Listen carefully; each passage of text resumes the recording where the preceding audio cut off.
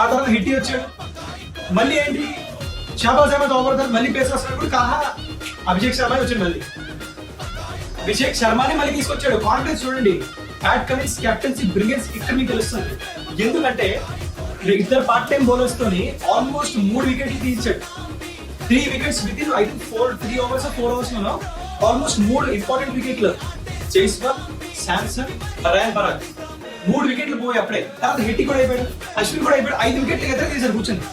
ఇద్దరు almost part time bowlers. అందుకే చెప్తారు ఎవరైనా high risk high rewards. Pat Cummins చాలా హై రిస్క్ తీసుకున్నాడు. ఒక ఓవర్ గట్టి పడతాయి, డెఫినెట్లీ ఒక ఓవర్ గట్టిగా పడినా కూడా అది ప్యాట్ కమిన్స్ కాన్ఫిడెన్స్ అంటే తెలియదు, నేను రికార్డ్ చేయగలను, బట్ నేను రిస్క్ తీసుకుంటా అని చెప్పి ఇద్దరు పార్ట్ టైం బౌలర్స్ ఇచ్చాడు. అండ్ బట్ డెఫినెట్లీ బ్యాట్ తో సరిగ్గా అభిషేక్ శర్మ పెర్ఫామ్ చేయలే. Shahbaz Ahmed I think 18 runs కొట్టున్నాడు, 100 స్ట్రైక్ రేట్ ఆడాడు. ఇద్దరు T20 వర్త్ పెర్ఫార్మెన్స్ బ్యాటింగ్ లో అయితే ఇవ్వలే, బట్ బౌలింగ్ ఇచ్చారు.